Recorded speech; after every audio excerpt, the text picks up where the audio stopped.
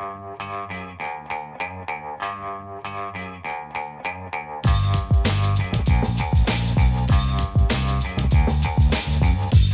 the Brian Lehrer Show on WNYC. Good morning, everyone.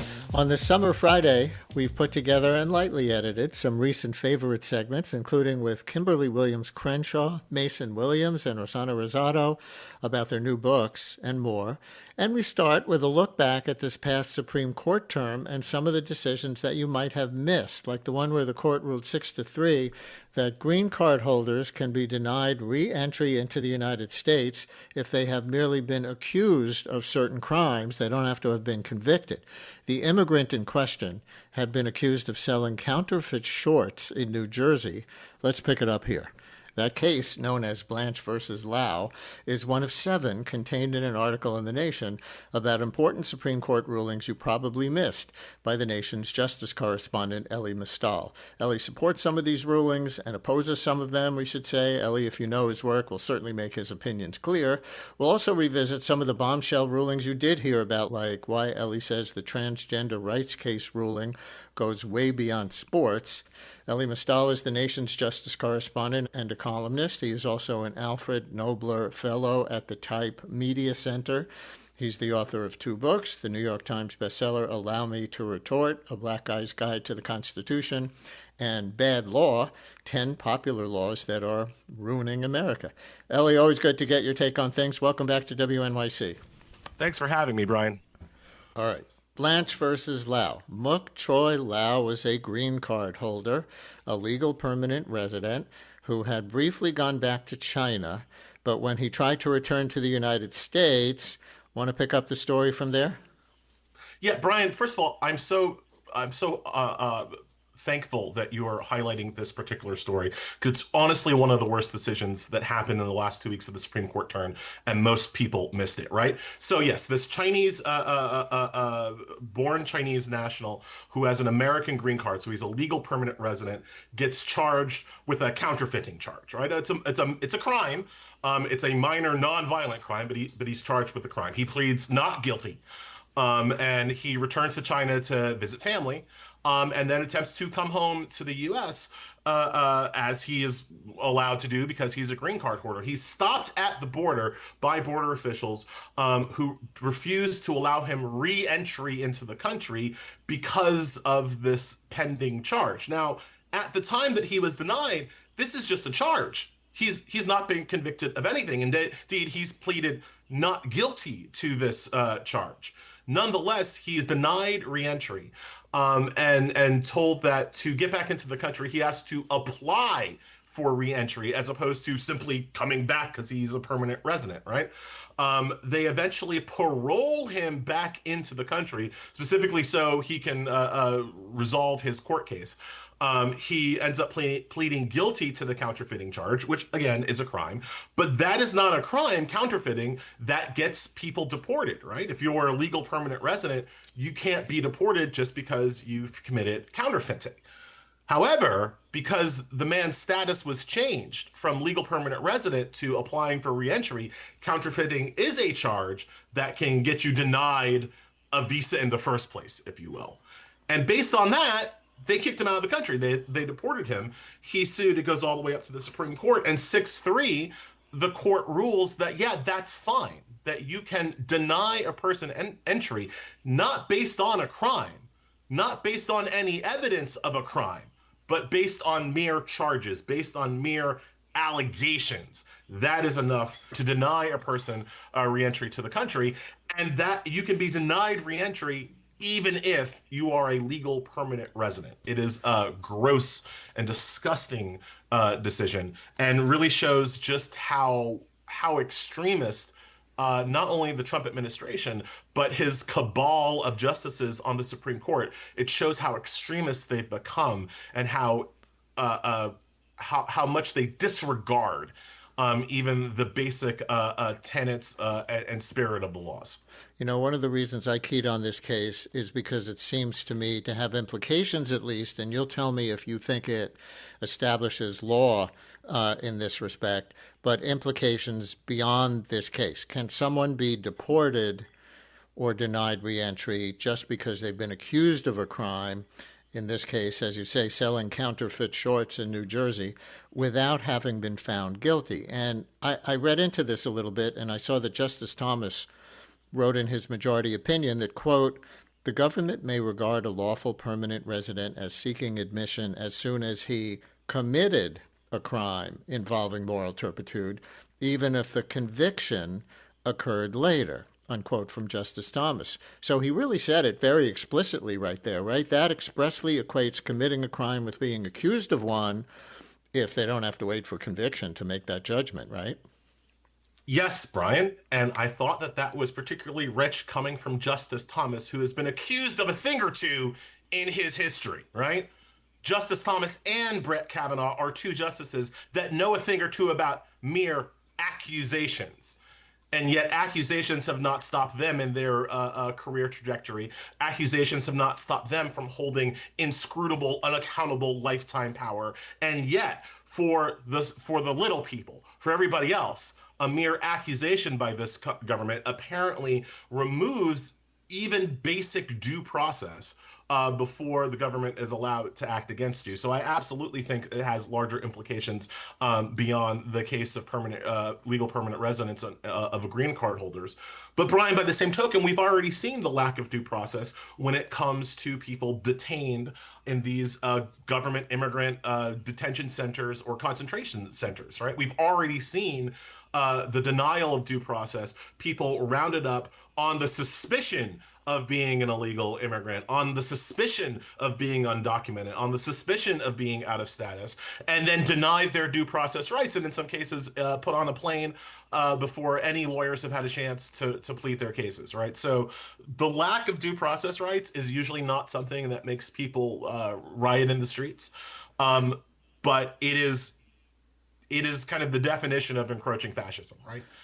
It is the point where the government can say, it's the Spanish Inquisition, right? It's the government can say something about you, and you have no reasonable opportunity to defend yourself. Yeah, that is America right now. And my question about how broadly this applies is that this case was about letting a green card holder return to the country from outside. Does it now also apply to these cases you were just referring to, deporting any immigrants who are here, who are merely accused of things who the government would like to remove? I think it will. I don't know that yet. That's not the law of the land today. But do you want to be the green card holder who tries it, right? Because how does that situation that you just explained, Brian, become the law of the land? Well, it happens to somebody. Somebody says, hey, that's illegal. They appeal their case. It gets up to these same 6 Supreme Court justices, and they make the same ruling, a similar ruling to the one they made last week, right? Like that's how this thing that is illegal now becomes legal the first time the Trump administration tries it. And I seem to remember Trump being accused of high crimes and misdemeanors on 2 occasions by the House of Representatives, but the Senate didn't convict him, so he couldn't be removed. I guess the same standard doesn't apply to those others. Next case, National Republican Senatorial Committee versus Federal Election Commission. You call this the most important case about democracy since Citizens United. How come? Did you all like Citizens United? Did you like the part where the Supreme Court said that money can corrupt politics? Well, this is Citizens United 2. The Electric Boogaloo, right? This is Citizens United off the chain. What it allows for is dark money, the kind of uncapped spending that people usually give to super PACs who then support various candidates. What this decision says is that those super PACs can now directly coordinate with the candidates of their choice, kind of eviscerating any real difference between light money and dark money, right? Like, because now you give your money to the super PAC, and you're not really giving it to the super PAC, you're giving it directly to the candidate of your choice. Now, that has always been true in some level. That's why we call it dark money. But the Supreme Court is kind of obliterating, for all intents and purposes, that distinction and allowing super PACs to directly coordinate with candidates. So if you're Peter Thiel, this is great. This is great, right? You've always had to keep your boy, your sock puppet, JD Vance, at like an arm's length to at least keep up the appearances of legality. Now you don't have to do that, right? Now you can just roll in with your billions of dollars and stick your hand up JD Vance's backside and tell him exactly what to say, which again has probably been happening for a while, but now it's legal. Let me ask you to be I mean, you were very clear right now, but I was left after seeing the initial news coverage of that case, and I was off when it came down. So it's just based on what I read. But what Citizens United did 15 years ago was to allow independent groups who support or oppose certain candidates to spend unlimited amounts of money in those races. But they couldn't coordinate explicitly with the candidates. That's what you were just describing. And Yes. when we've done candidate forums here in the primaries, we've heard candidates from left and right, to be fair, use that distinction to distance themselves from unpopular outside groups who spend money to support them, or just mysterious dark money outside groups who spend money to support them. Does this ruling mean the special interest groups could now coordinate with candidates to their heart's content, or is that wall still up to some degree? There is no wall. That wall is down. That wall has been perforated. That wall has been cleared. There is no wall. Now, you might have, Brian, candidates on your program who still claim they're not coordinating with these dark money outside groups. So I don't know nothing about birth and no babies. Like, you still might have candidates who come on your show and say that. And they might not be lying, but they might be lying. And the point is that before they could argue they're not allowed to coordinate with those outside groups. Now they're allowed, and they'll just be asking you and your listeners to take their word for it that they're not. Could there be a political silver lining here in a certain way? If an interest group is officially coordinating with a candidate now, unless they lie in the way you just described, can the candidate not wriggle out of being associated with them by saying, oh, I can't control what outside groups do? Yeah, no, because not really, because they can still credibly say they can't control what outside groups like. If the outside group doesn't want to coordinate with the candidate they can't force them to, if you will, right? So again, I think this gives even more wiggle room for candidates as opposed to boxing them in, right? Because the outside groups can coordinate with them, but they don't have to coordinate with the outside groups if they don't want to, or if they say they don't want to. And I think that the biggest issue is that there's no way to tell, right? There's no way to prove it. There's no transparency here. They don't have to say what they're doing or not at all. That's not part of the law. It's the law is focused on what the outside groups can and can't do, not on what the political candidates must do. And that's the biggest loophole here, right? It gives outside groups all of this power and influence, but no accountability for the candidates themselves. That's why our system is going to be even more corrupt going forward than it has been. And that's a ridiculous thing to say, given how corrupt it's been in the past, but it's only going to get worse now. Before we move on to the next Supreme Court ruling that you wrote about, politically speaking, anger over big money in politics, I think it's fair to say, is one of the biggest driving forces behind the wave of DSA and other populist candidates who've been winning Democratic primaries this year. If Democrats come to control Congress and maybe the White House in coming years, could they do anything about this ruling or Citizens United itself? Or are these now out of political reach because the court ruled them protected by the Constitution? Well, now we're getting into something that I think is that I really want to talk about. This, I think, should be the first test case for what's called in the legal jargon jurisdiction stripping.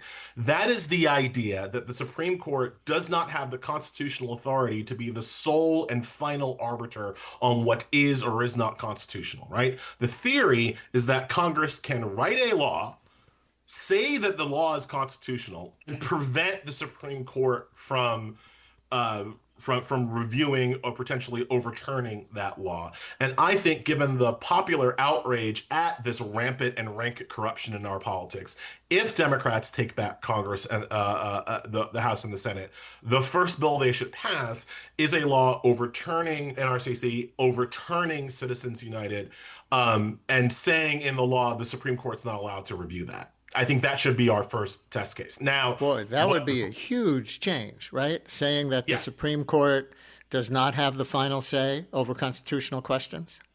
yes, it is. It is a nuclear option, if you will forgive a turn of phrase, right? Like, but I think this is it. I think this is where we should start. There are a few more of these under radar cases where you like the Supreme Court's decisions. And a listener is writing in about one of them.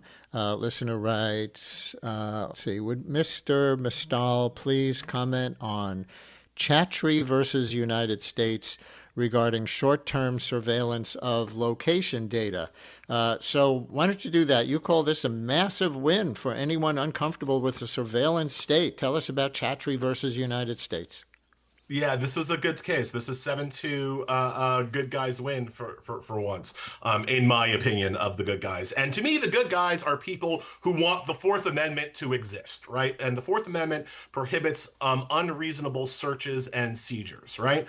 But we always have a legal kind of debate and fight over what constitutes a search in the first place. In Chattree, this was a situation where the police were trying to solve a robbery.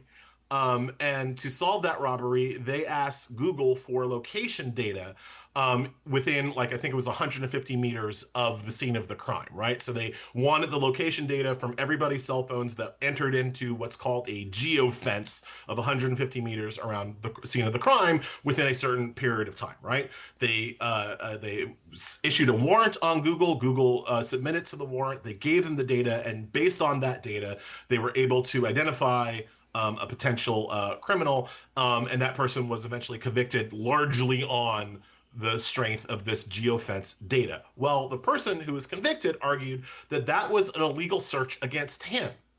Now, previous to this case, these searches were thought to be searches against Google, right? Google has the information. We're searching Google. But he's like, no, you're searching my cell phone.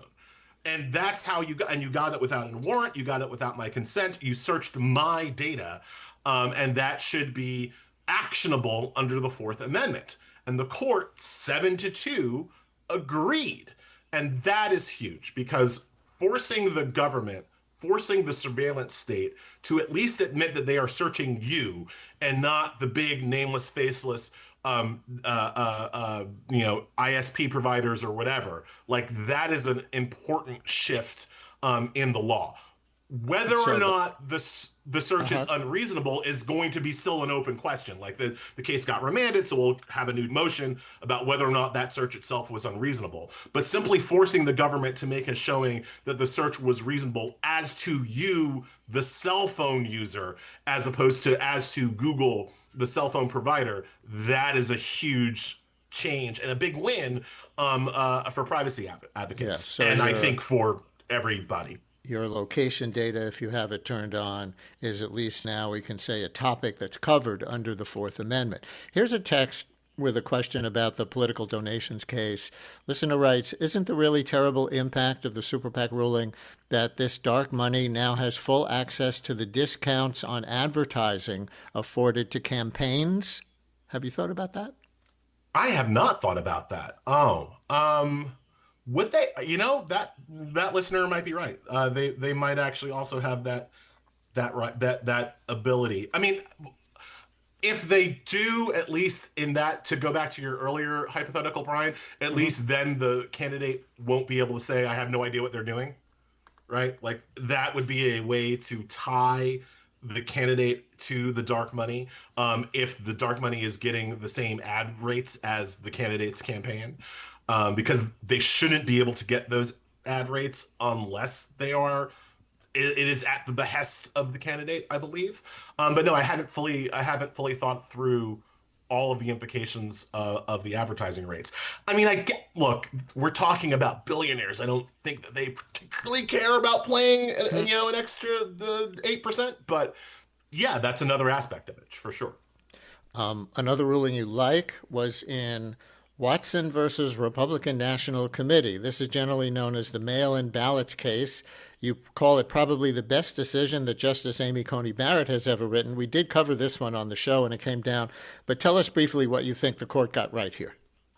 Yeah, so the court got the idea of choice correct, right? It comes down to when does a voter choose their candidate, right? When does a voter choose who they want to be elected? The court said they make that choice when they fill out the ballot, not at some later date when the election officials receives the ballot. They make the choice when they fill out the ballot. And so if they fill out the ballot before election day, that choice should count regardless of when the post office gets off its pony and gets the ballot to the election official. And I think that is fundamentally right. I think that the four justices in dissent, it was a 5-4 decision, with Alito writing the principal dissent. And I think it's not surprising that Alito, who wrote Dobbs v. Jackson Women's Health, doesn't understand choice, doesn't understand when choices are made, and thinks that the government has to approve a choice before it's valid, right? That's very Alito to me. But Amy Coney Barrett, writing for a 5-4 majority, where she and John Roberts joined the three Democratic justices, she said, no, the choice is made when the voter fills out the ballot, and the law allows for the states to receive that ballot at some later date after election day. The other important thing here, though, is that and this is why I think you ultimately got at least two of the Republicans, is that this is really a case about states' rights. It's a case about whether or not Mississippi, in this case, has the right to determine when it receives its ballots, when a ballot is still valid, when it gets to the elections office, right? New York might have a different rule. California might have a different rule. North Dakota might have a different rule. It's about Mississippi allowing to conduct the election in the manner that makes sense for Mississippi. So if you don't like the Mississippi law, you can just change the Mississippi law. The mail-in ballots case does not mean that mail-in ballots have to be accepted. It just means that it's the states, not the federal government, that gets to make the determination on whether or not mail-in ballots are accepted. And that could have an implication on the SAVE Act that Trump is desperate to pass, this federal regulation that would, force voter ID and get rid of mail-in ballots and all the kind of crazy election coup crap that Trump is into. A ruling like the mail-in ballots case suggests that the SAVE Act might kind of be unconstitutional on arrival, according to 5 justices on the Supreme Court, because it overwhelms states' rights to control the time, place, and manner of their elections. Interesting that you said Justice Barrett's ruling on this is good in your opinion because it supports the idea of choice. It's the first time I can remember anybody calling Amy Coney Barrett pro-choice. But you definitely piqued a listener's interest with your suggestion that Congress pass a law kind of overturning Citizens United and using it as a test case to strip jurisdiction from overturning that law from the Supreme Court. Listener writes, regarding a test case to strip jurisdiction from the court, wouldn't the court simply rule that any law stripping its jurisdiction is unconstitutional? Despite the fact that the Constitution does not deny Congress that authority, wouldn't they simply make a ruling in their own favor? What do you say to that, listener? And now we play our game, right? Which I like to call Civil War 3. This is why jurisdiction stripping is a theory and not a reality. Because yes, I imagine that the minute you pass your law saying that the Supreme Court doesn't have the authority to review it, the Supreme Court says, "What? Yes, we do." And we overturn that law. And so then who wins? And then you are kind of in a situation where certain states would follow the laws as passed by Congress, and certain other states would follow the laws as passed by the Supreme Court. And then you have the beginnings of a conflict. The reason why I think campaign finance is a really good test case here is because it doesn't become this state government's going to do this and that state government is going to do that.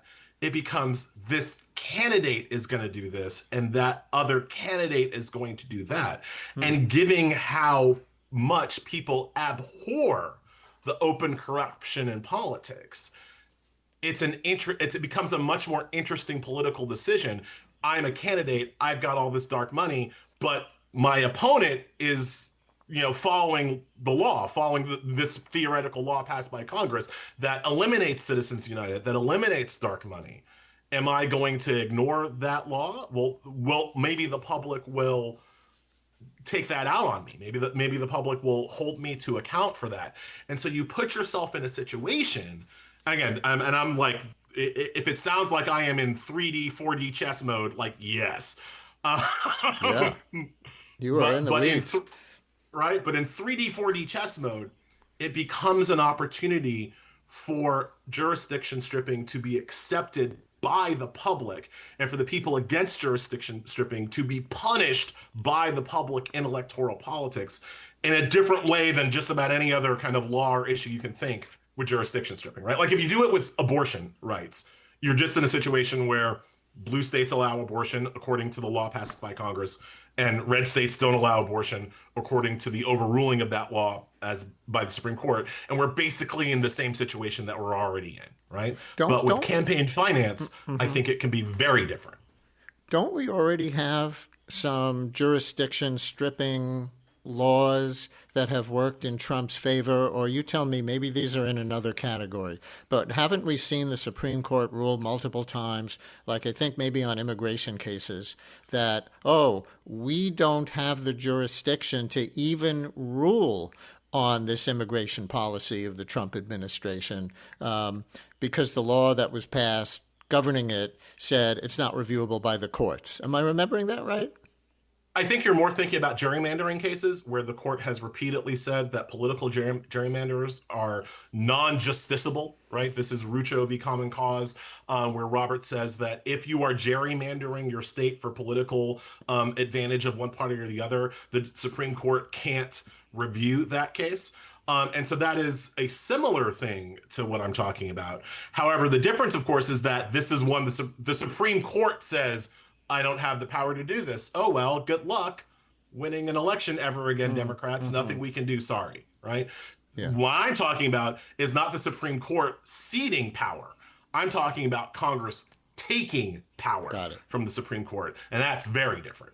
Now that we've gone to third degree and fourth degree chess, we're going to take a break and come back and maybe hit fifth degree and sixth degree chess with Elie Mystal, justice correspondent for The Nation. We'll get a little bit into the transgender rights ruling, which he said goes much further than on sports, which is the only way that you may have heard of it before. Stay with us. Brian Lehrer on WNYC. The Brian Lehrer Show is on tape today, so we won't be taking your calls.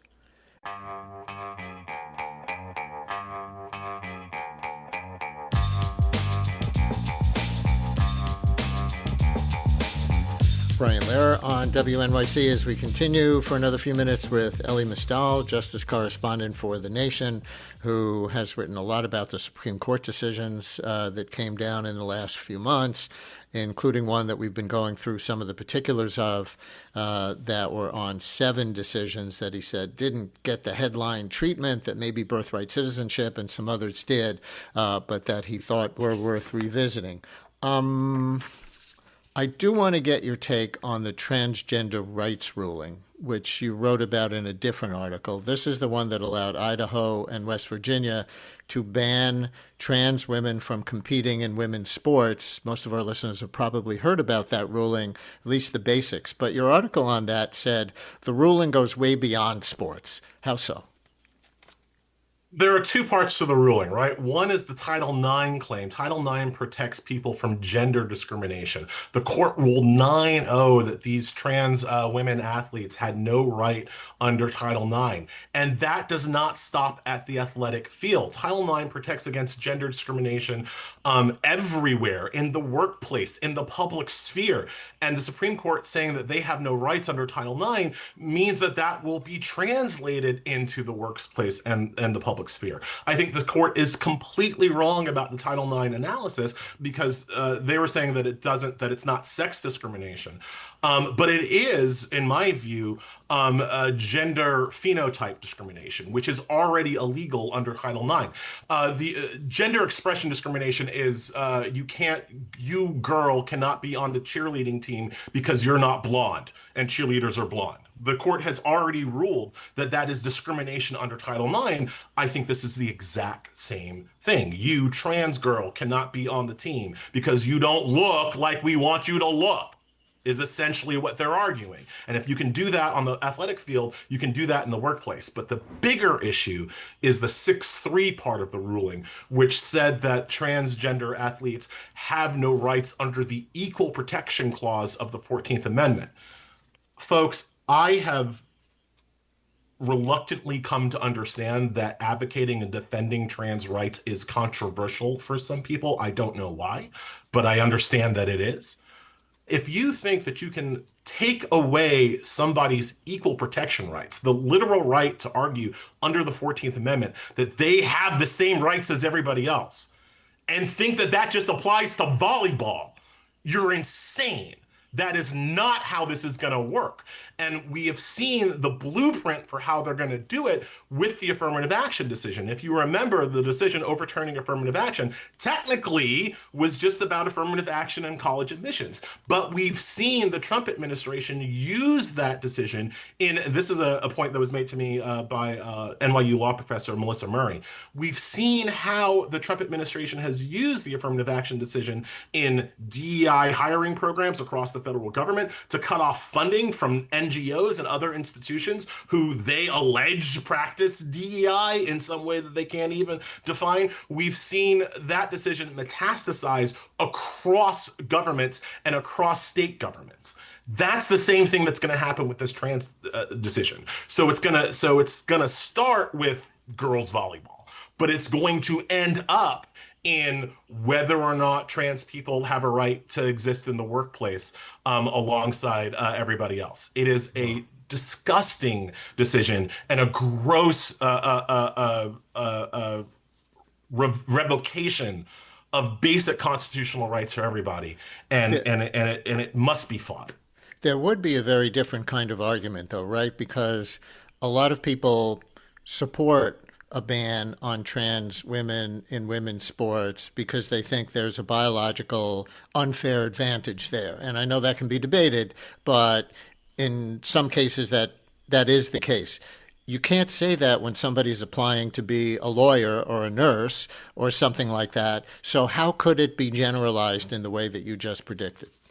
Yeah, see, this is the thing, though. They want a carve out. People think that you can take away rights from people in one area, but not take away rights from people more generally. And that is not how our laws work. And again, we've seen that not only with the affirmative action cases, but we've seen it with lots of LGBTQ plus cases in the past, where once you have the wedge, once you get your foot in the door of taking away somebody's rights, those wedge issues then cascade against that group of people across a number of factors. So sure, go on to court and say, well, I don't think they should be allowed on the field, but surely they should be allowed in the workplace. And good luck making that argument to the kinds of bigots who are willing to make this argument in the first place. That's your problem. And that's always the problem. And again, I am not speaking extemporaneously. I am not speaking theoretically. I am just telling people how it has worked in the past. What we've seen when this is done to any group of people,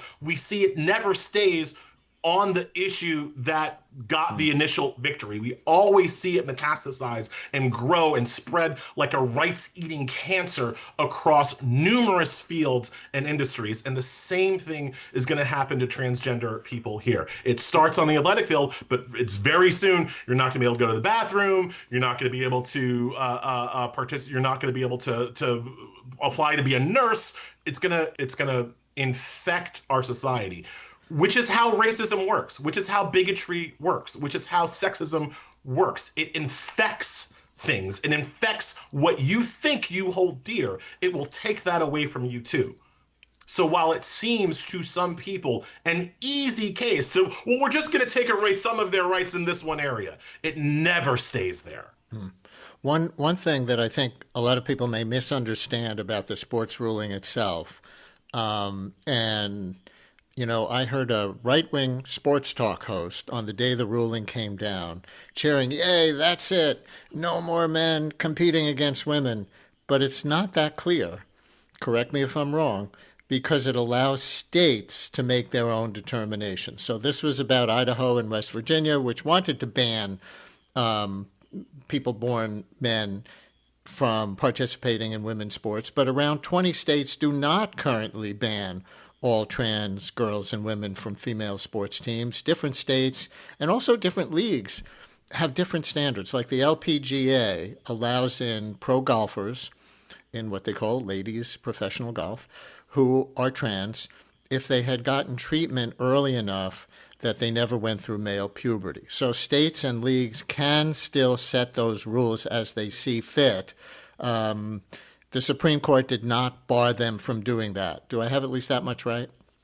Yes, Brian, but clip that and then bring me back on in 2028 or 2029, and we'll talk about that. We'll talk about how you are now made wrong by the future, right? Because, yes, this case was about whether or not discrimination against trans people was allowed, right?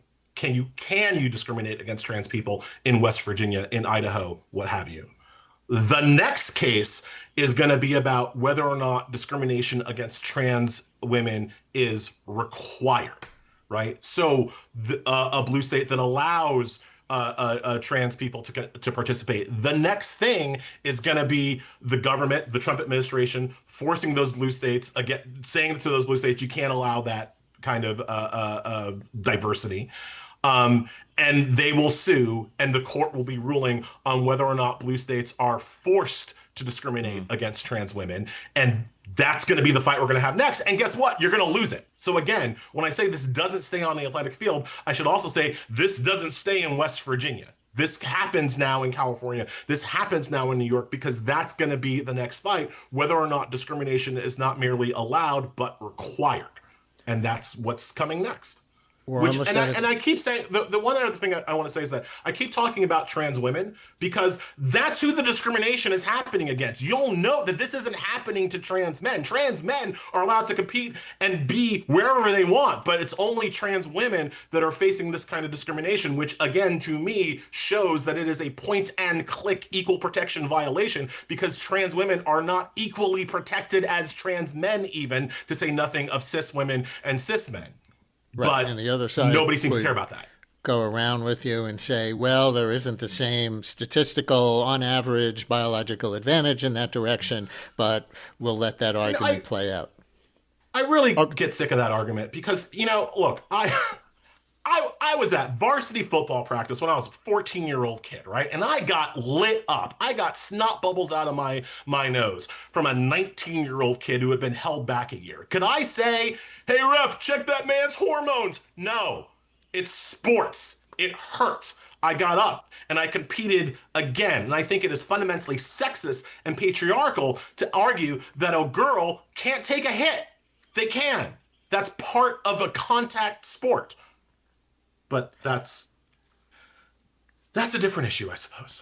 We're almost out of time with Elie Mystal, justice correspondent for The Nation. You wrote a big think article for The Nation's, America's 250th birthday that I definitely wanted to get your take on because I think it's so interesting and it has such big implications if anybody were to act on it, regarding racial inequality under the law and a high concept takeaway of yours that the core failure of our Constitution is that it's based on individual political and civil rights with no mention of economic or social rights. Can you unpack that distinction?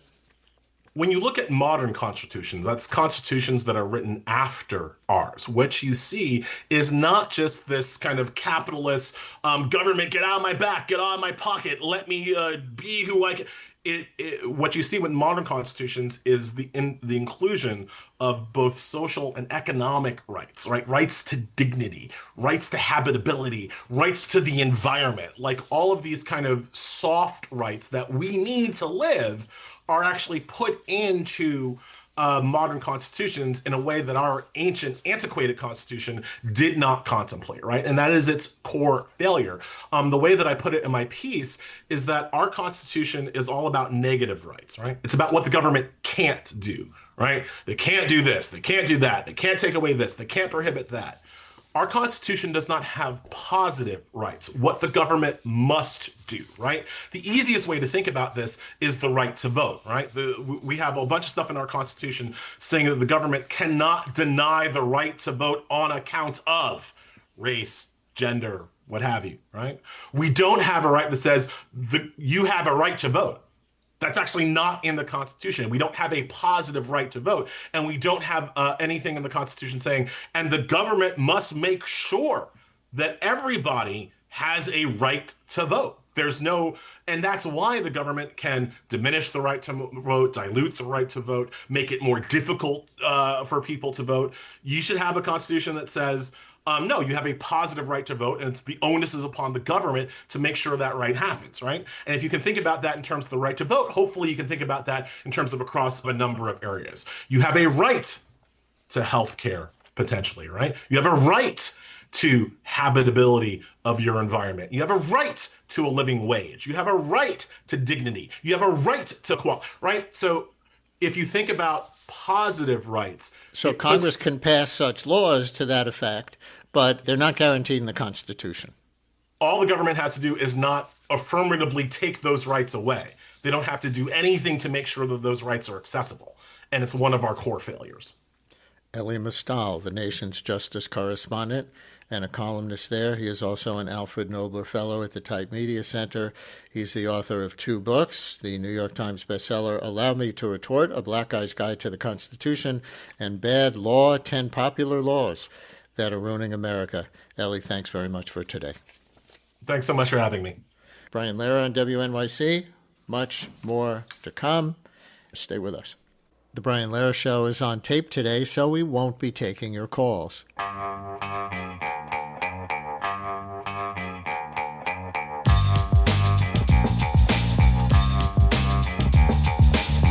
Brian Lehrer on WNYC. With us now, one of the most influential American thinkers of the last 40 years with her new memoir. And you know she's influential both by the number of people she has made think differently about things and the backlash she has drawn for doing so. Among other things in her career, Columbia and UCLA law professor Kimberlé Williams Crenshaw gave us the terms critical race theory and intersectionality. President Trump and the movement he represents are on a mission to erase those words from public discourse as much as possible. Here's just one example. An executive order last year about artificial intelligence models that can be used by federal agencies. It says those models, quote, shall be neutral, nonpartisan tools that do not manipulate responses in favor of ideological dogmas such as DEI.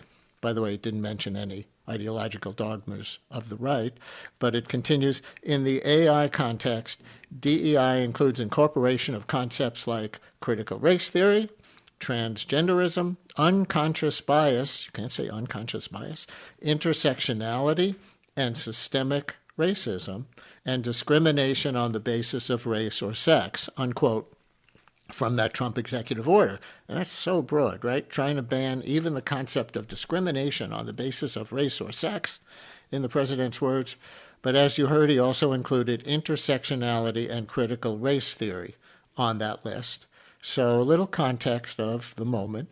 The book is called Backtalker, an American Memoir. It's Kimberlé Williams Crenshaw's life story, including how she was shaped by some traumas early in her life, and with great detail of how critical race theory and intersectionality came to be and what they actually mean compared to how they're used, like in that executive order. There's also the small role she played during the Clarence Thomas Anita Hill hearing way back when, and much more. As I said, Professor Crenshaw teaches law at both Columbia and UCLA. She is also co-founder and executive director of the think tank, the African American Policy Forum, and she hosts the podcast Intersectionality Matters.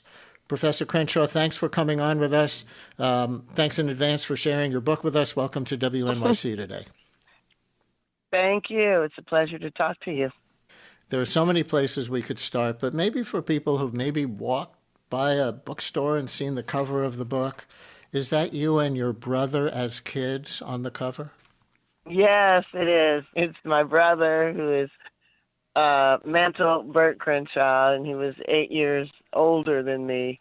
So that shows us in the honeymoon of our relationship when he was my big brother and who looked out for me and made me comfortable being who I was. How does that shot, if it does, connect to the scholarship and advocacy that you're most known for?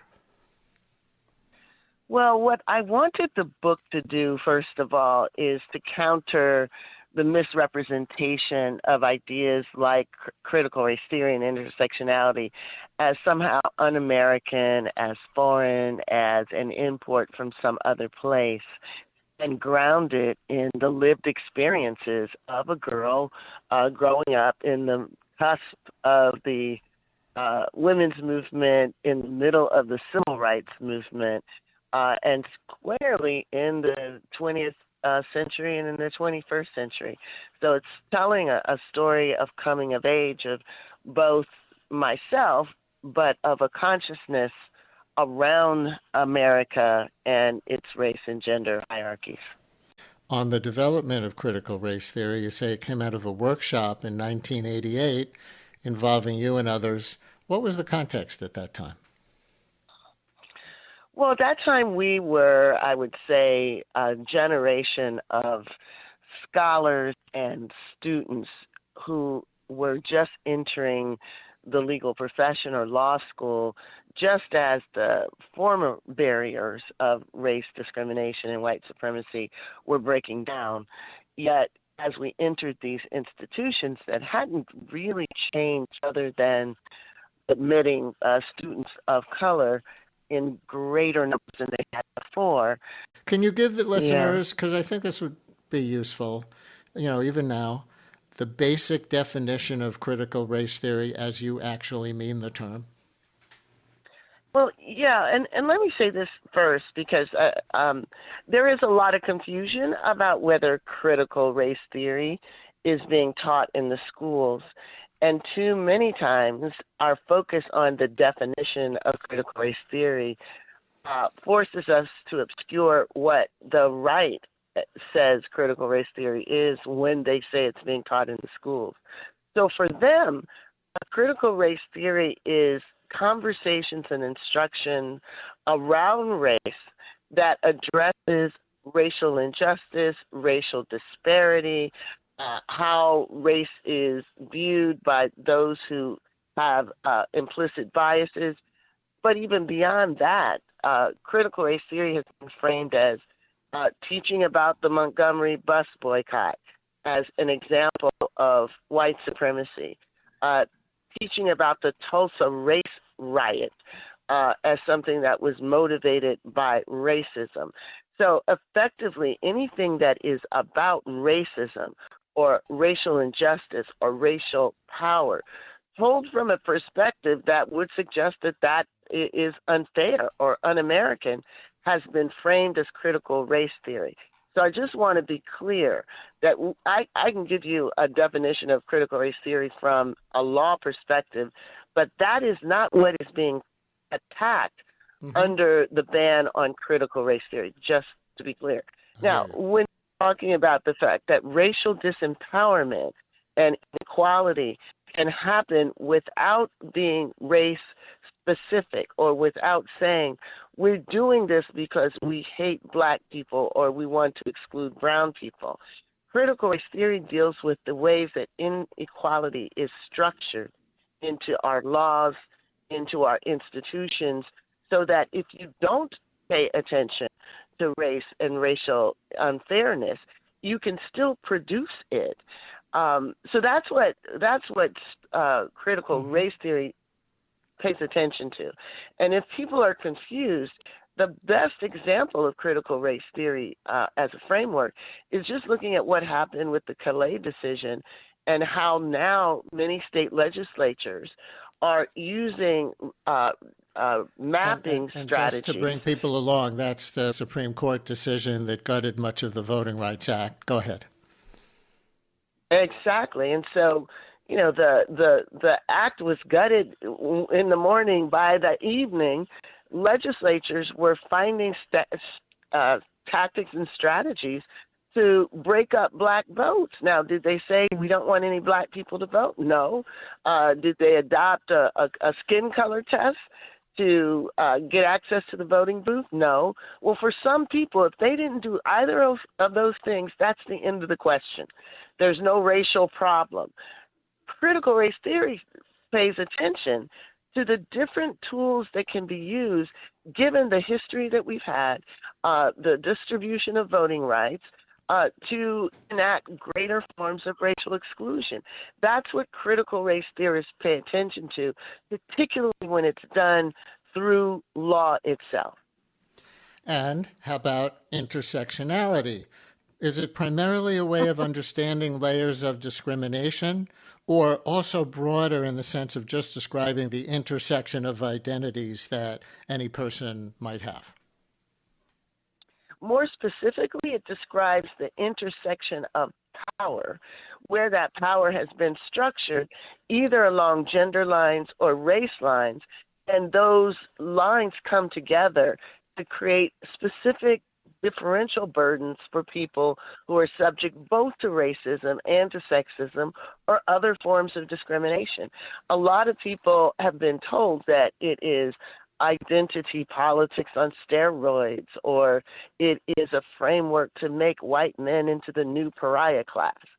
Nonsense. What it does acknowledge is that identities can make you vulnerable to certain forms of discrimination that exclude people with the identity that you happen to share.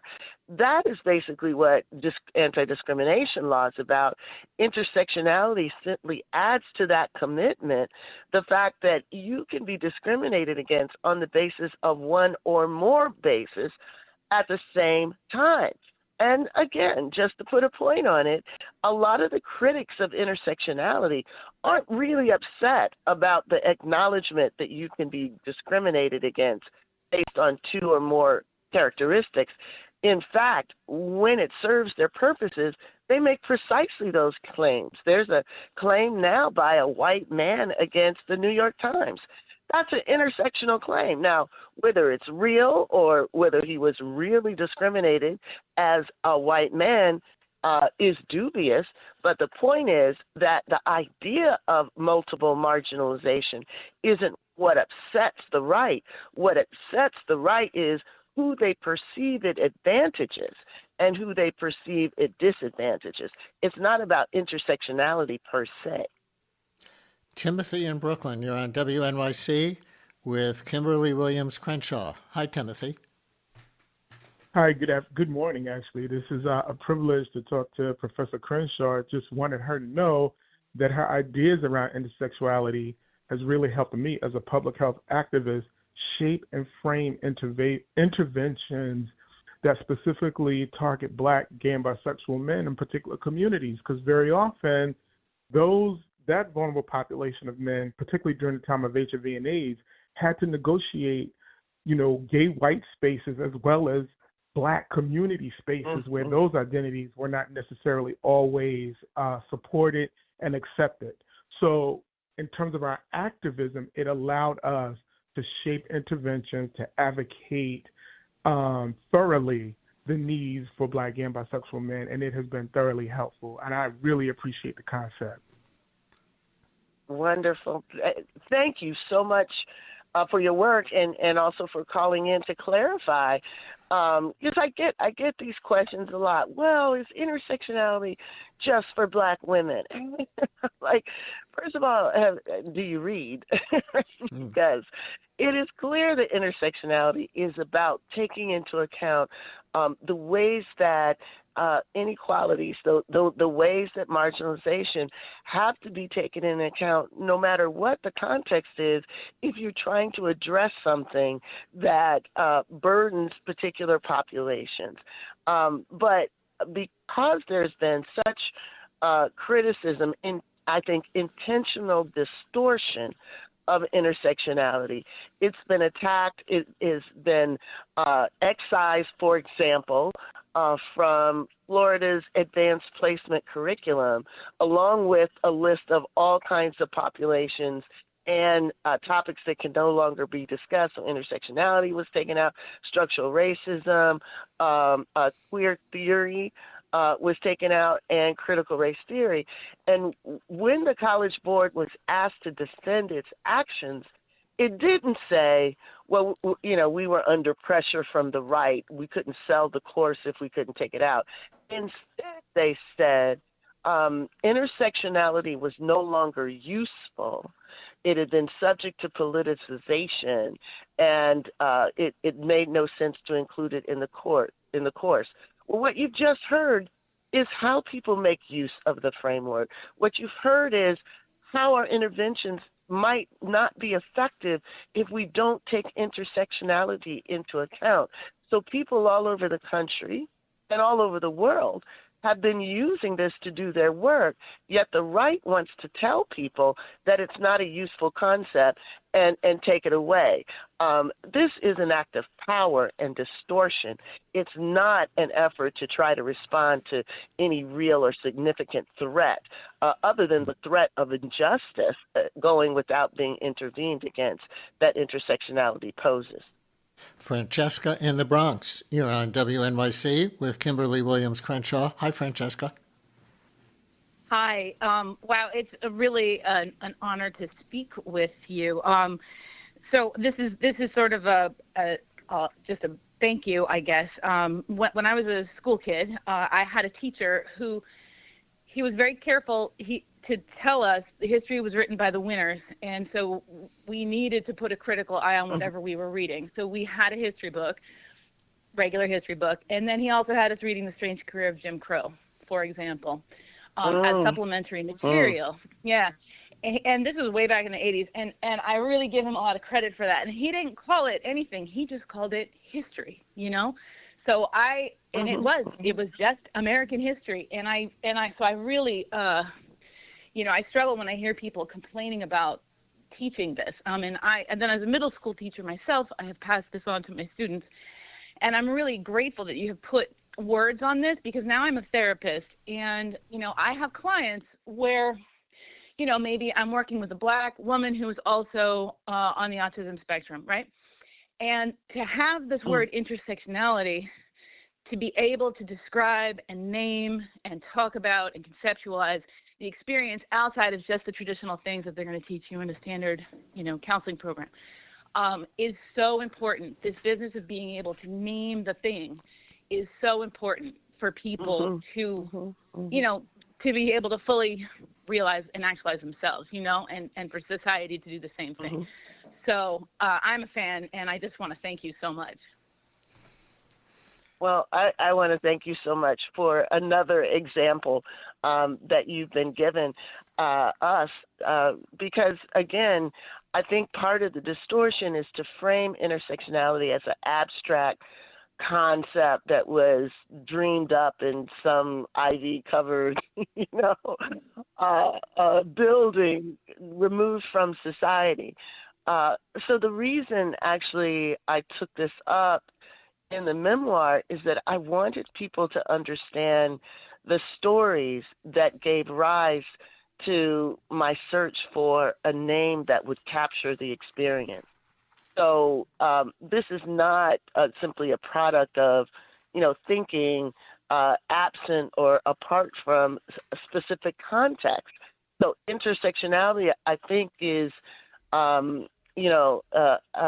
recognizable when you tell people, when I was growing up as a Black girl, there were things that I experienced that were unique to me as a girl who was Black and a Black person in mid-20th century who was a girl. Not having a name for it made it sort of misty, made it unclear where it was coming from, and more importantly, made it that much more difficult to make any kind of demand or expectation to other people in my community to stand in for and up for, fuller, more inclusive strategies. So allowing people to see it allows people to say, oh, this is part of my own life. I've seen this. I've experienced that, rather than this is a foreign concept that we can just, throw under the bus. And then I want people to ask questions. Well, if this maps onto something that I know or if I've seen, who is trying to persuade us to distance ourselves from these ideas, and who is being served by that? When people go after something, it's because it's valuable to the people they're trying to take it away from, and it's probably threatening to the people who don't want them to have it. That's what literacy was all about in the 19th century, and that's what these concepts are about, and it's why they're trying to take it away from us. So before you go, do you have anything on what you think is the path to more equality going forward, using, critical race theory or intersectionality and the acknowledgement of those and understanding of the realities of those as a frame, either specific policies or approaches to policy, if either accurately, assuming they do accurately describe problems, are there intersectional or CRT-based solutions or approaches to fostering more equality in society that you would emphasize?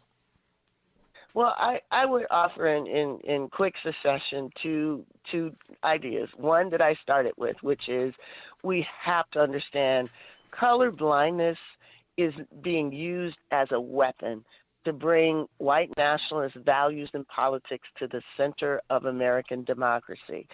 That's what's happening with the effort to erase Black and brown voting power.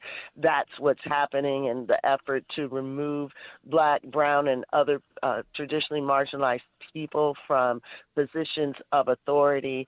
When they say they want to take America back, they are saying they want to take it from the multiracial democracy and its citizens, right? That but have that's, enjoyed. And we're going to run out of time. So, but that's the critique, right? That's having to play defense. Yeah. Against, so you reject the idea of colorblindness. That is the strategy. This is the thing in the misinterpretation. When I tell you that an ideology is serving a certain function, then it should be obvious that the strategy is to reject the ideology, to say this is not about Martin Luther King. This is about the people who assassinated Martin Luther King. To say that this country is better off without talking about race is to do a racist act. So when you see a racist act, when you see marginalization, your objective must be to talk back against it, to mobilize against it, not to be persuaded that what they are trying to do is restore a democracy that is functional. What they're trying to do is to return to a broken democracy, which we cannot afford. Professor Kimberlé Williams Crenshaw teaches law at both Columbia and UCLA. She is also co-founder and executive director of the think tank, the African American Policy Forum, and she hosts the podcast Intersectionality Matters. Her new book is called Backtalker, an American Memoir. Professor Crenshaw, thank you so much. Always a pleasure. It's a best of Brian Lehrer show today, so we won't be taking your calls.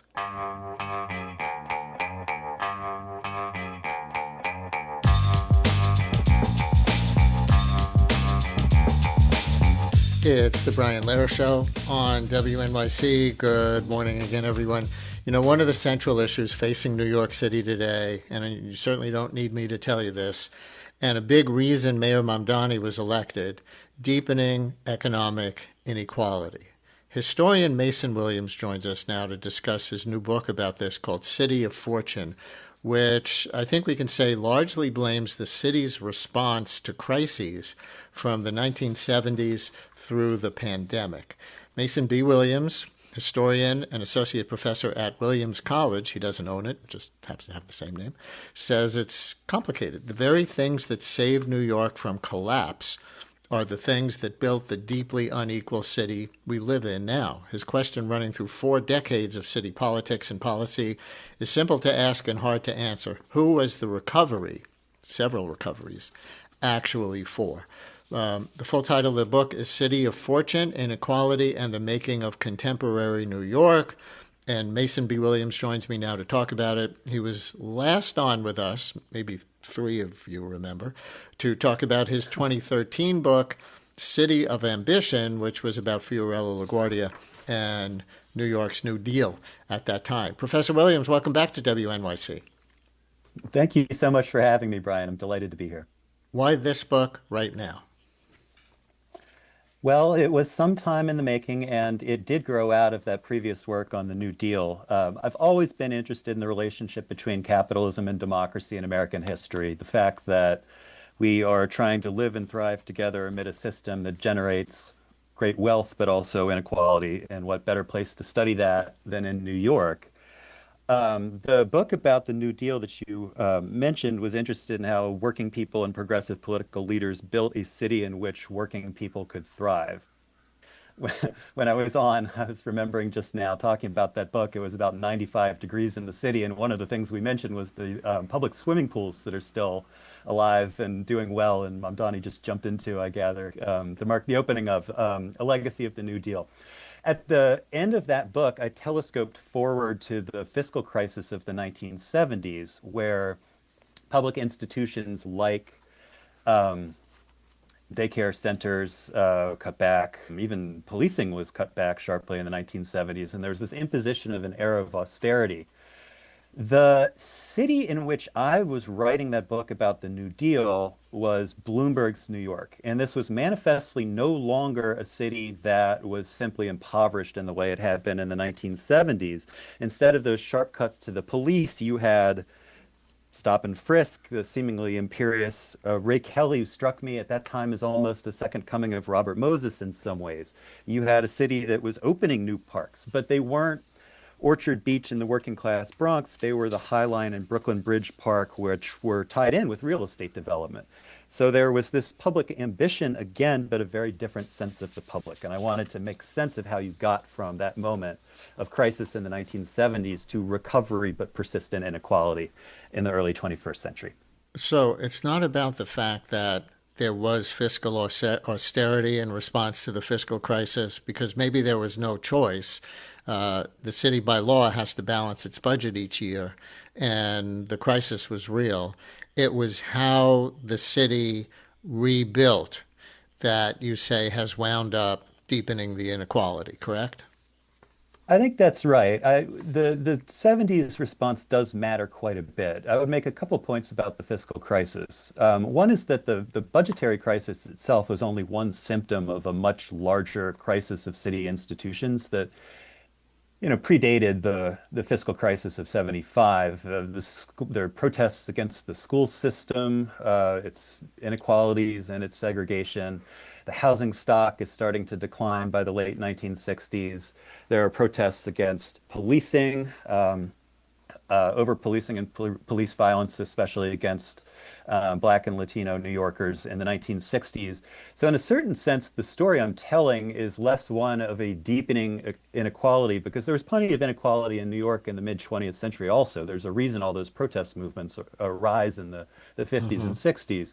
But coming out of the fiscal crisis, when the resources do begin to appear again locally with the Wall Street boom and related stuff in the 1980s, there are a series of choices that are made which essentially embed these old modes of inequality in new institutional forms. And so, for example, you write, as the city government struggled in the aftermath of the fiscal crisis, opponents of rent regulation moved in for the kill. Nothing animated the city's business community quite like rent regulation. So why rent regulation specifically?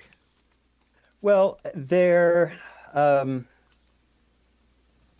so the business community in particular thought that the nature of the crisis of the 70s was a crisis of growth and development, and that sort of community groups had gotten too powerful and were kind of blocking development in the 1960s and 1970s.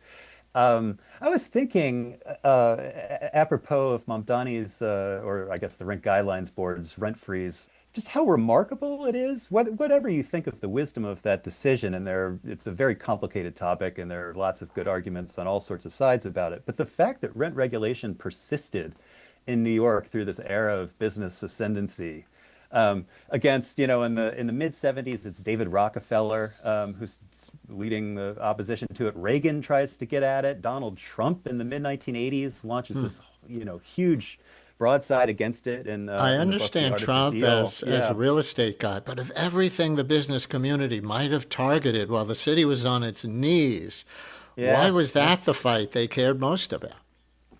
It just seemed as though the city was no longer amenable to investment. And that was why the tax base was shrinking, was because there wasn't the new kind of construction that would bring in middle-class residents. And so, yes, it becomes on some level a symbolic issue. The issue of rent regulation has long generated very fierce passions, as listeners will no doubt know.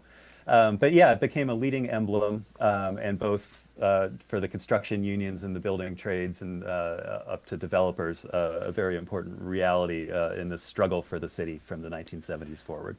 And you document that New York lost hundreds of thousands of housing units during the fiscal crisis years. How much did the city actually rebuild that housing stock? So there are extensive initiatives in the 1980s, the famous Koch housing plan, which gets extended and made a bit more redistributive under Dinkins, and then Bloomberg's subsequent housing plan also.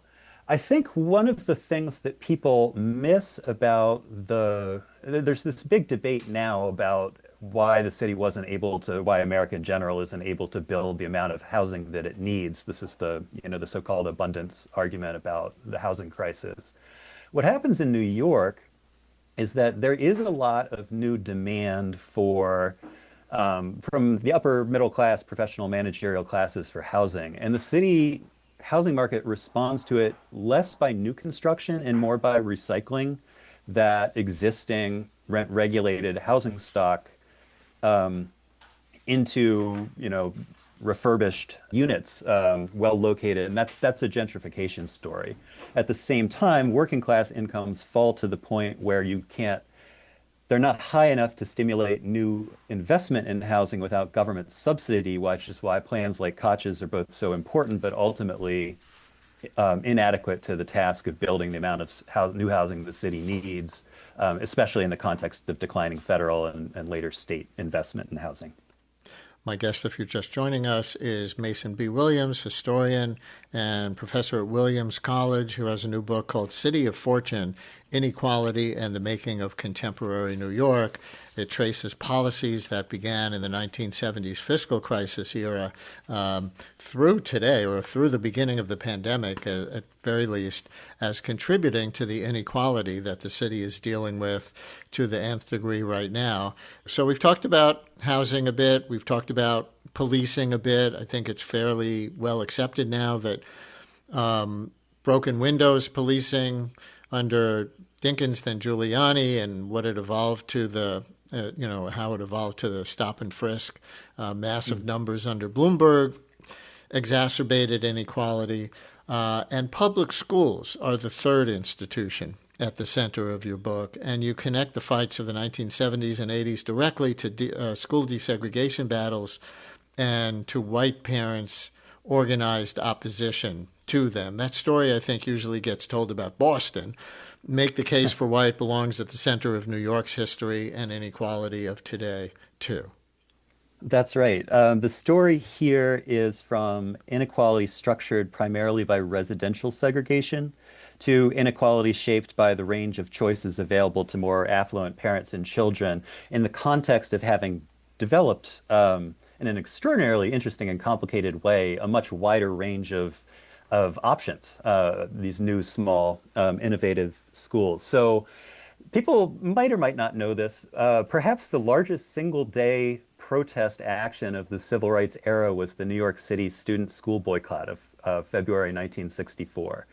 So that in the mid-60s is the reform paradigm. It's desegregation in order to equalize the resources which in this system tend to follow white children around. There is massive white parental backlash against the school's admittedly kind of limited, but real desegregation initiatives in the 1960s. In that context, leaders in Black and Latino communities pivot toward a strategy of community control of local schools, and that sets off the contretemps of the Ocean Hill-Brownsville controversy of the late 1960s. Because of white political opposition to school desegregation, the visions for realizing a more equitable school system get kind of hyper-localized. And there's this really interesting moment in the 1970s where progressive educators are trying to improve their schools through creating new schools of choice that are public schools of choice operating within the system. And for a bunch of complicated reasons that involve everything from the magnet school concept, which is supposed to hold white students within the public school system by creating more desirable schools. That involves pots of money from the state and the federal government in order to induce white students to attend specialized schools. That means, from a certain perspective, that white students are literally more valuable to the New York City public school system than students of color. There are also these new, highly desirable, selective, oftentimes thematic public schools that get created in the 1980s and 1990s. There's the proliferation of gifted and talented programs, which are oftentimes housed in majority schools of color, predominantly schools of color, but within the gifted and talented program will be predominantly white. So for all of these reasons, there are options, sometimes formally equally accessible, but the complexity and difficulty of navigating the system works in the favor of those with the time and resources to navigate it. So that's, in a nutshell. Yeah, and the segregation, of course, and you were just referring to this, way predates the 1970s fiscal crisis. So to plant one more flag on the chronology, jumping forward to more recent history, you write of Bill de Blasio's mayoralty. De Blasio proved no match for the charter movement. De Blasio came into office as a progressive with a clear position on charter schools, and that was a clear skepticism on charter schools. I guess my question is, why do you conclude that the charter movement has exacerbated inequality in New York City? Proponents of the movement would say it has given a lot of low-income families' kids better options than the public school system was offering before. Yeah, that's the position. And, we should note that some studies have found that New York City charter schools outperformed charter schools as a whole in the country. It can be absolutely read as a success story. The argument that people who are skeptical of charter schools would make is that even though there are efforts to, again, formally equal access to the schools, they are under-enrolling English as second language learners. They're under-enrolling special needs students. And this is an argument that the great historian Diane Ravitch makes in her critique of charter schools, is that the successes of the charter school, and this is the broad egalitarian critique of school inequality in general, the successes of schools that are better resourced is dependent upon attracting students who are relatively set up to succeed, even though it is true that the charter schools in New York enroll disproportionately a disadvantaged population. Nico in Brooklyn, you're on WNYC with historian Mason B. Williams. Hello, Nico. Hi, Brian. Thank you so much for having me.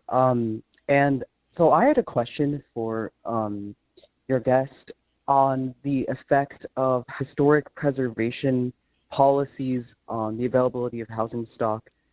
I think it's a common critique that, it's hard to have the dual kind of goal of keeping all these historic houses and beautiful buildings, but also maintaining enough housing for the city's residents. So could you comment on the tension there? Sure, I'd be happy to. It's not a major theme in the book. One of the early versions of the larger project involved historic preservation. So I think to identify one of the major themes running through the book, it is that from the 1960s into the 1970s, and this is one of the big consequences of the fiscal crisis, the broader crisis moment of the 1970s, a wide range of leaders, thinkers in the city conclude that the presence of a stable middle-class public, which oftentimes is actually more of a upper-class public, is essential to the economic and social well-being of the city. And as you watch historic districts proliferate in the 1970s, 80s, 90s, and beyond, they seem to occur in order to preserve the character of neighborhoods. That has the quality of making those neighborhoods more desirable to the kinds of residents that mayors from Koch forward are hyper-attuned to attracting and maintaining in the city. And so, like access to a broader range of good public school options, access to the built environment of a historic districted neighborhood becomes one of those tools the city uses in order to, it's a perk of being a middle or upper class resident of the city. As we start to run out of time, you write this about the final years of the de Blasio mayoralty, and it strikes me that you could be writing it about this first year of Mamdani. But you wrote, schools, housing, and policing all were profoundly shaped by the structural fact of racialized, concentrated poverty, and by the fact that American cities were left to address the consequences of poverty largely on their own, with a national government that vacillated between gridlock and active opposition to their cosmopolitan aspirations. So I guess briefly, did de Blasio, who came in on, a tale of two cities, right? He was going to be the anti-inequality mayor. And maybe he made some progress with universal pre-K. You tell me, and how do you see Mamdani's approach to the same problem? I do think de Blasio was able to make some progress against inequality, especially before the pandemic, which is really the end point of this book. I think, thinking in terms of the relationship between de Blasio and Mamdani, one thing, the political earthquake in Albany in 2018, which is the sort of next to last scene of the book, is hugely consequential and is going to shape Mamdani's mayoralty in ways that the de Blasio-Cuomo showdown sort of went in an unhealthy direction. I think looking from the 70s forward, one of the general patterns of this period is a reduction of expectations. The phrase quality of life becomes one of the most resonant in city politics in this period, but it goes from referring to the presence of things that make living in New York meaningful and enjoyable to the absence of those that are, things that make it unpleasant or dangerous. That seems to be changing a little bit. Mamdani is constantly saying that, he's trying to launch a revolution in expectations. I've been thinking about the rise of this concept of affordability, which seems to have displaced the notion of inequality that was so central to the discourse in the de Blasio era. It's politically potent because it creates the possibilities for a big tent coalition, right? Everybody pretty much can get on board with affordability, even if we're going to disagree about how to get there. But the eclipse of the language of inequality hides the fact that in some respects, the city works well for some New Yorkers because it doesn't work well for others. That's the city, that's the story of the school system and the way we're talking about it, right? David Dinkins in the book, I quote him from when he was borough president, saying that New York is a tale of two cities and it has two school systems, one for each New York. One has more resources, one has a more creative and challenging curriculum, and so forth. And he goes on to talk about how these systems are inextricably entwined because privilege for some necessitates deprivation for others. That dynamic persists, and for those who care about all New Yorkers, it's one to engage squarely. So let me take one more call, and it is a schools-related call in this respect, since you landed on that. Anna in Washington Heights, you're on WNYC with Mason B. Williams. Hello. Hi.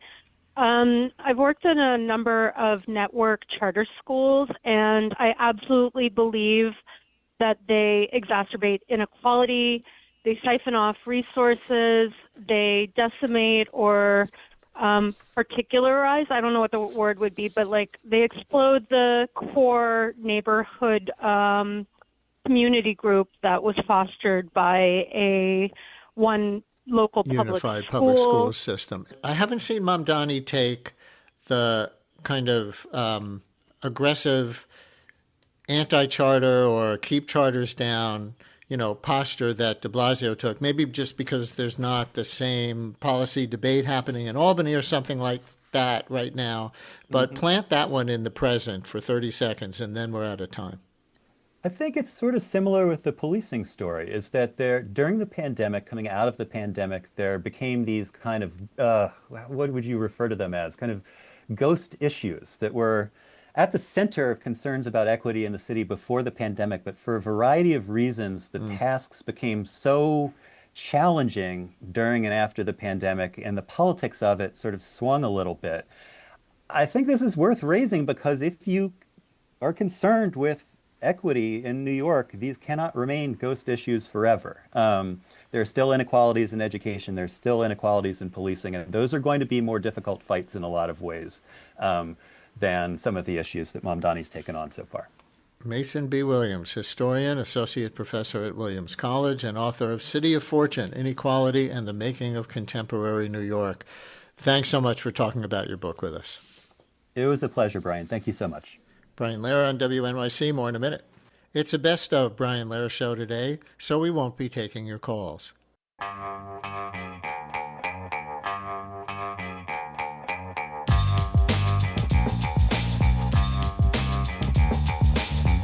It's the Brian Lehrer Show on WNYC. Good morning again, everyone.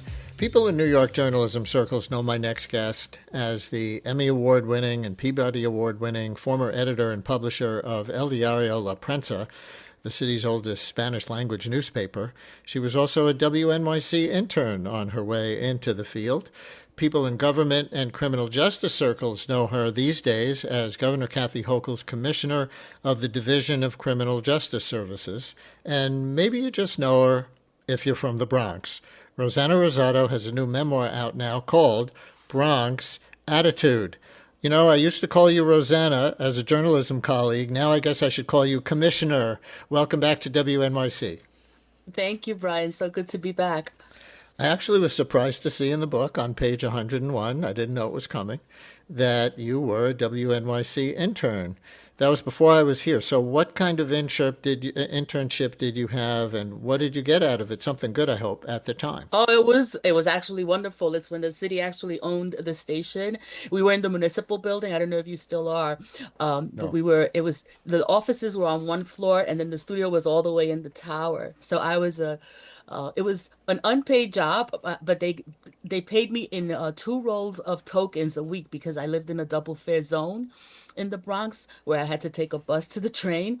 And I had associate producer credit on a show called Amanecer. It was English language, but about the Latino community. It had like an art section, and then we always interviewed someone. We interviewed like Raul Julia at the time was in the play 9 on Broadway.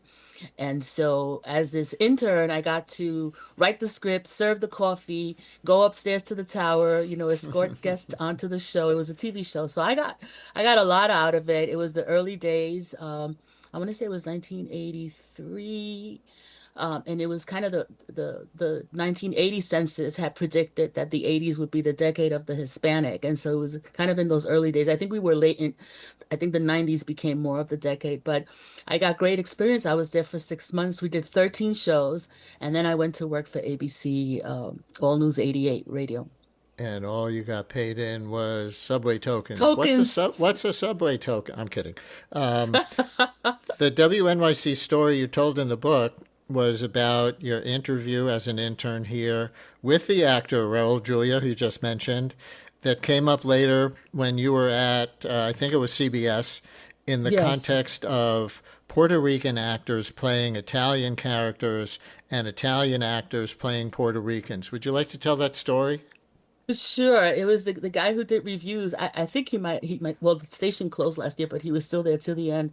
He said to me, I told him I had seen the play Nine, and Raul Julia was a hero, in our Puerto Rican community. And he said, I don't like, the fact that there was a Puerto Rican playing an Italian. And I was young and a little intimidated by Lyons, that was his name. And I said, well, Italians have been playing Puerto Ricans for years, and to see, West Side Story. So it was interesting, being a young, kind of Latina reporter in a newsroom like ABC, where there were people from all over, but also very New York, right? It was a station very ingrained in New York lore. Was that talking back as a young journalist, young Latina journalist, to this established radio theater critic? Was that an example of your Bronx attitude? Yes. And some people say, it was a tough time too. I was a little intimidated, but when someone says something you totally disagree with and you're from the Bronx, you just let them have it, man. And I think, it's not just Bronx. I'm from the Bronx, but I think there's an outer borough thing, when you come into Manhattan, you're making your living, and people push you in certain ways, like your borough personality comes out, and you say, it took me a while to get here. I had the longest train ride, so I want to let you know that I have a right to be here too. There you go. I was born in the Bronx and raised in Queens, so I've got it twice. Why did you call the book Bronx Attitude? Because I think early in my career, the attitude was a little intimidating. When you tell people you're from the Bronx, they make a whole profile in their head about who you are.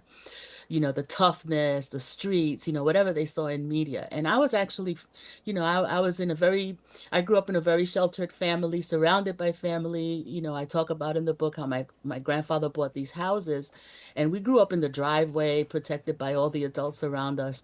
And so, but, sometime in my career, I said, you know what, when you say you're from the Bronx, I felt like if people think that you can, beat them up, and it's not such a bad thing. And you write about not just people thinking you could beat them up. I didn't see that part if you wrote that. But you write about growing up in a basement apartment in the Bronx. Where in the Bronx was that, and how would you begin to describe your childhood there? It was Wheeler Avenue, 1318 Wheeler Avenue, between Bronx River and 172nd Street. So right, kind of before the bridge that takes you to the South Bronx. And I went to PS 77, which was across the street from Monroe High School at the time. And there are these brick houses that have 3 apartments, including the basement apartment. So we had the basement apartment. My uncle was upstairs, and then on the top floor was my grandmother and grandfather. So it was our, Puerto Rican family compound where my grandfather bought these 2 houses. He had bodegas also, so the men worked in the bodegas. And there were 13 cousins. We grew up together in this driveway. They literally locked the driveway, and that was our world. We were allowed to roam anywhere between the, within the houses and the driveway. The driveway was big enough that you could ride your bicycle up and down, and in that way we were sheltered. And we grew up in the Bronx, but there were always eyes on us. It was a family, and with 13 cousins, Brian, you never had to invite friends to a birthday party. You always had enough, to fill an event. And so I wanted to write about my experience because I think I also wanted to honor my grandfather, who came from Puerto Rico, washed dishes in one of those university clubs until he had enough money to both fly his family here. My mother came when she was 12. And then, he said, look, in this town, you need a place to live and a place to work. So, with the bodegas, he had a place for the men to work, and with the houses, he had shelter. And he felt it was his responsibility to keep us all safe. My mother grew up in that area. She went to Monroe High School. She was telling me just the other day about learning to ride a bicycle on the streets of the Bronx. And in her case, too, there are many cousins right in the immediate blocks, including on the very block in which she grew up. The press release And those for are the right. I'm sorry. yeah, Those are blocks with wide sidewalks and wide streets, so you could ride a bike and not get hit by a car. ah, the press release for the book refers to your young self listening to the world through that basement window. I thought maybe as a radio person that listening was an interesting choice of word there rather than watching or in addition to watching. Could you describe a little of the listening part? Sure, because the windows are kind of they were at the top of the wall, so you got to see people's feet. You couldn't actually see out. Like from my grandmother's window upstairs, you had a view of, of even the street beyond Bronx River. But from the basement, you learned to listen to the sounds. So you knew by the sounds of the dogs, or even by the footsteps, by the garbage cans, by the garbage truck. You just knew what time of day it was. You could hear Mr. Softy.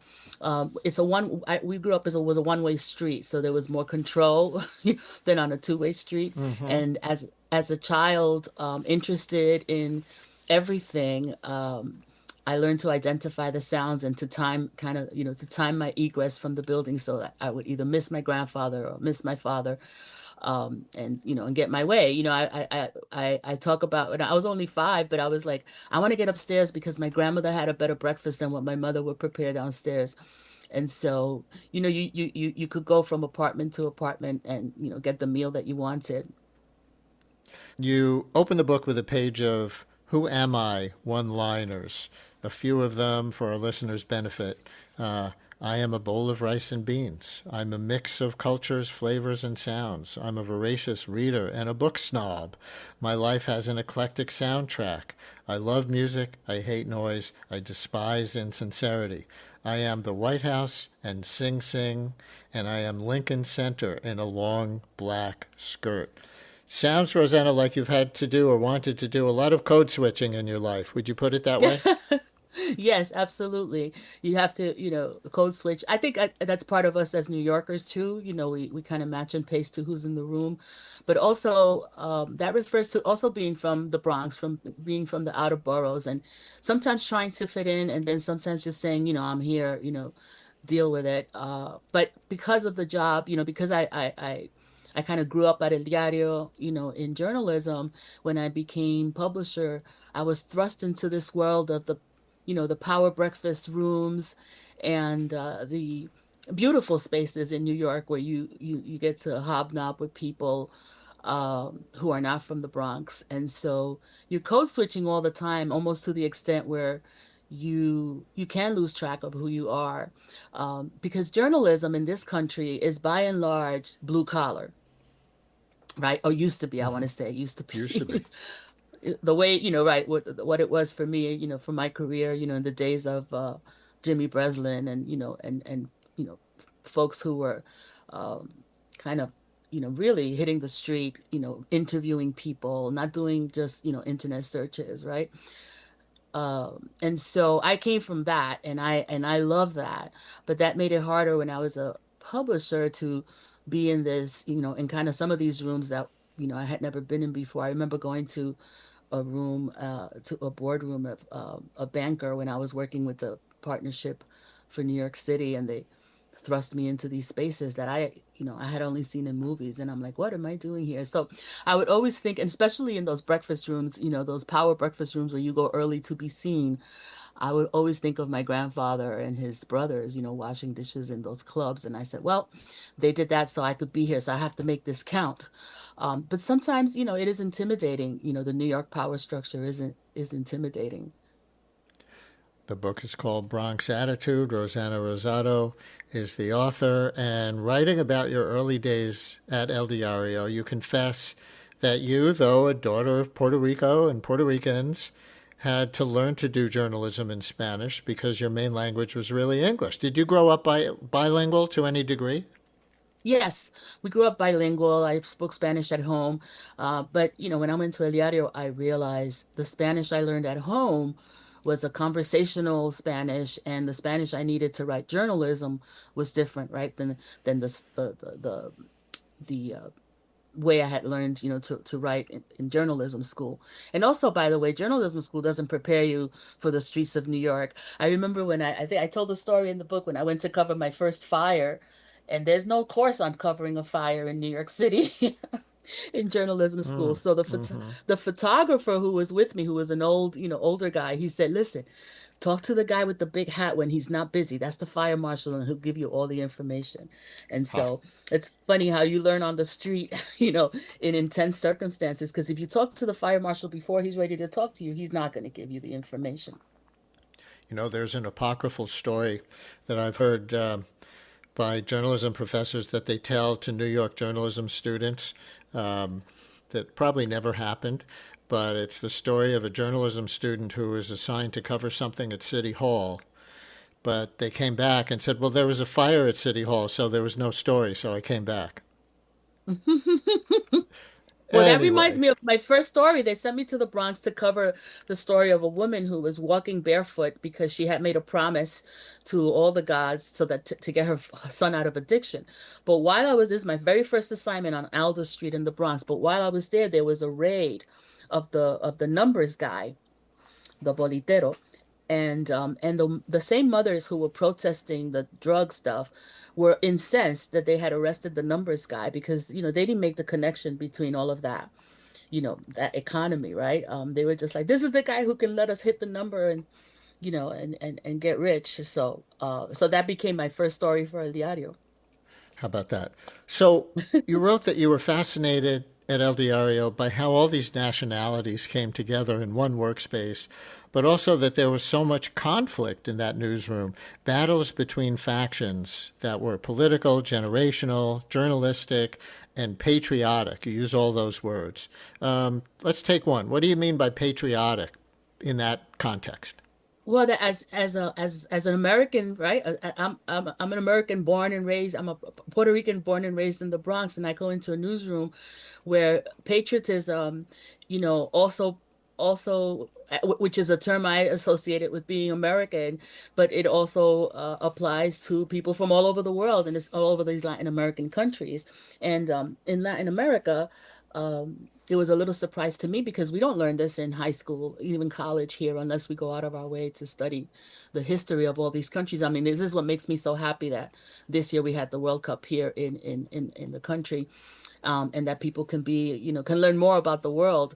But as a young, even reporter, journalism student, college grad, I was surprised that Peru and Ecuador had their own anthems, their own military, their own history, right? And so when we talk about patriotic, it expanded the definition for me. And I learned so much about the countries and the relationship with the United States. Here's a text that just came in from somebody you probably know or knew. They didn't give a name, but says, Rosanna Rosado is a New York icon and institution. She's a round-the-way girl and the ultimate intellectual. She's also a gracious and generous colleague and mentor, always acknowledging those who came before her while availing herself to up-and-comers, especially when she saw talent and potential in fellow Latinos. Much love, writes that listener, whoever they are. Story on covering Mayor Koch for an El Diario readership. You write that toward the end of his second term, so this, I guess, would have been around 1983, 84, 85, you write, quote, Koch woke up to the fact that black New Yorkers were really pissed off at him, so he decided to court Hispanics, unquote. How did that play out for you as an El Diario reporter? Well, he formed a Hispanic, a commission on Hispanic concerns, and he started to pay attention. I remember he went out to dinner. He took us out to dinner, my editor and I, and we were trying to get into room 9 because we had one of the, in room 9 is the press room in City Hall, and we were in the basement, kind of with other papers, and they had a whole basement set up for the kind of the leftovers. And so my editor said, we would love to be in room 9, and Ed Koch said, yeah, I don't control that. And we said, yeah, well, we don't control how people vote. so I was the first El Diario reporter in room 9. And that was I think 85 or 86. And Ed Koch, he was the original, media person, a politician who loved the media. He did 3 and 4 press conferences a day. There was one by the radiator. He would open up his office. I have a picture. I'm sitting at his desk because you just get in the office and you sit wherever you can. All of that is different now. You can't even get into City Hall. You can't even get to the steps without going through, the Security. police station now. But in Yeah. those days, it was all open. You could sit at the top of the stairs, eat your tuna fish sandwich for lunch, and observe, New York happening. So being there during the Koch administration was special. It was exciting. It was never boring. And it was crazy because that was when his administration also started to unravel a bit. So I was there when Donald Maness, who was the borough president of Queens at one time, committed suicide. And then that was the beginning of all the scandals surrounding the Koch administration. And Koch did win re-election that year, 85, with overwhelming Latino support, you remind us in the book. You know what I'm curious about, Rossana? Was there any kind of parallel between Koch winning Latinos then, while so much of Black New York had come to consider him a racist, and Donald Trump doing as well as he has with Latino voters, despite the overwhelming Black vote against him in each of his races? I mean, right, they're completely different eras, but I think there is something to that. I think that in kind of the political binary between, Black and white, that Latinos have always been either up for grabs, either ignored or courted, and sometimes courted only because, everything else is not working out. And we had, Latino in the political structure in New York City, Latinos have always been incredibly supportive of the Black leadership.